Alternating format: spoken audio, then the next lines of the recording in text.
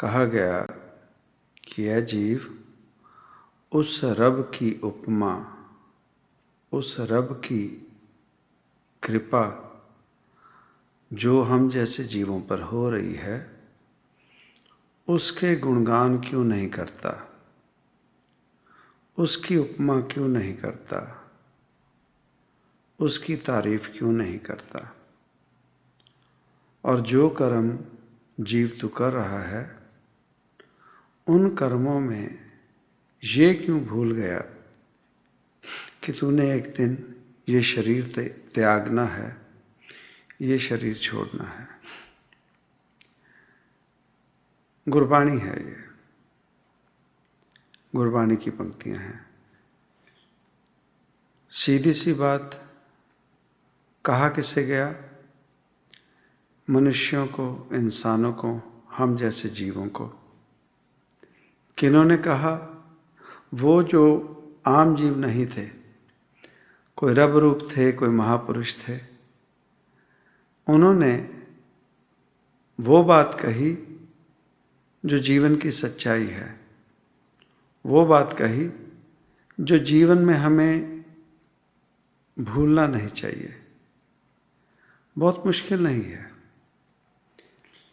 कि यह प्राणी, वो रब, वो दाता जिसने ये शरीर दिया, जिसने ये हमें माया रूपी संसार दिया, ये रिश्ते नाते दिए, ये महल माड़ियाँ, ये पैसा, ये समाज, ये अनाज, जो भी कुछ हम देख रहे हैं, जिसने हमें दिया है, हम उसे विसार चुके हैं, भूल चुके हैं।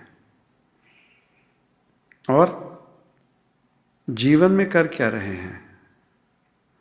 और सभी कुछ कर पा रहे हैं, और सभी कुछ कर रहे हैं, पर हमने कभी जीवन में ये सच्चाई जानने की कोशिश नहीं की कि रब क्या है, और ये धर्म जो हैं, ये धर्म क्या हैं, इंसानी जामे की सच्चाई क्या है, इंसान होने का क्या मकसद है, और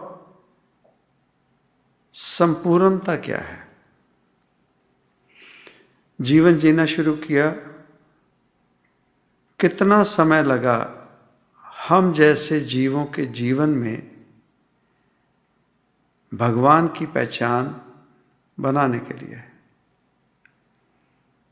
पर जो पहचान हमारी बनाई गई, जो पहचान रब की हमें दी गई, सच में रब तो वो नहीं है। रब के बारे में कहा गया, रूप न रेख न रंग किच, त्रै गुण ते प्रभ पिन। न उसका कोई रूप है, न उसे रेखांकित किया जा सकता है, और ना ही उसके कोई रंग है। वो जो इन चीजों में नहीं आता, वो है रब, वो रब है। और रब पाने के लिए वो जो इंसानी जामा शुरू हुआ सतयुग से, कितने हजारों सालों की बात है। आज सुन लेना, कह देना 1000 साल।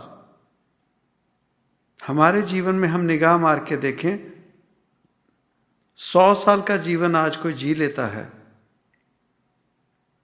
तो बहुत बड़ा मानते हैं 100 साल।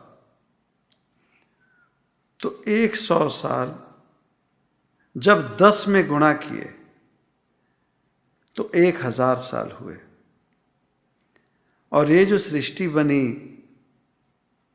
सतयुग की बात करते हैं, तो कितने हजार साल बीत चुके हैं। और विज्ञान की अगर बात करते हैं तो तब तो और भी आगे बात जाती है, जब वो कहते हैं इस धरती पर पहले डायनासोर थे और दूसरे जीव जंतु थे। वो और भी पुराने बताए जाते हैं, जब शायद इंसान इस धरती पर नहीं आया था। ये कब से बातें शुरू हुई? पर इंसान होने में वो जीव जो विकसित हो गए, कब से इंसान शुरू हुआ? कहा जाता है कि इंसानों के पूर्वज बंदर थे। इंसानों के पूर्वज बंदर थे, भाव बंदरों से इंसान शुरू हुए। अगर बंदरों इंसानों के पूर्वज बंदर थे, तो वो जो आज बंदर रूपी इस दुनिया में घूम रहे हैं, वो विकसित क्यों नहीं हुए? वो इंसान क्यों नहीं बने? इसी शुरुआत की बात से अगर बात की जाए, ये बात कह देने कि मनुष्य पहले बंदर थे। अगर मनुष्य पहले बंदर थे तो हम मनुष्य हो गए, तो वो जो आज भी बंदर हैं वो विकसित क्यों नहीं हुए? उनमें और हमारे में फर्क क्या है? उनमें और हम में फर्क क्यों है? इसका मतलब कहीं ना कहीं कुछ अधूरी जानकारी हमें मिली, कहीं ना कहीं हमें गलत बात समझाई गई। आज अगर किसी इंसान की अगर सर्जरी करनी हो, तो सबसे ज्यादा इंसानों में अगर किसी और प्राणी का जो अंग इस्तेमाल में लाए जाते हैं, अगर इंसान के पूर्वज बंदर हैं, तो बंदर के शरीर के ही उसके भीतर के जो भी अंग हैं वो इंसान को मिल जाने चाहिए। पर सबसे ज्यादा जो इंसानों को जानवर के अंग दिए जाते हैं या उनका शरीर का हिस्सा दिया जाता, वो है सूअर का।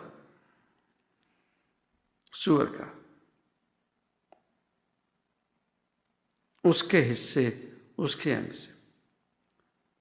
तो इसका मतलब कहीं ना कहीं बंदर और मनुष्य में कोई ना कोई फर्क था। एक जैसे दिखते होंगे, तो वो जो वन मानुष थे, वन मानुष वो जिन्हें हम जंगली जीव कहते हैं, जिन्हें अपने जीने का ढंग जानवरों की तरह रखा था, जिनका खाना पीना विकसित नहीं था, जिनका रहना विकसित नहीं था, उनको कपड़े पहने नहीं पहने, उन्होंने सिर्फ जीना होता था जानवरों की तरह।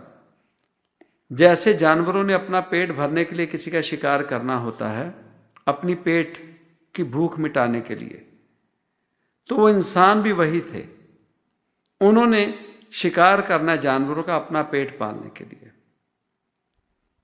घर, ना कोई घर था ना कोई मकान था।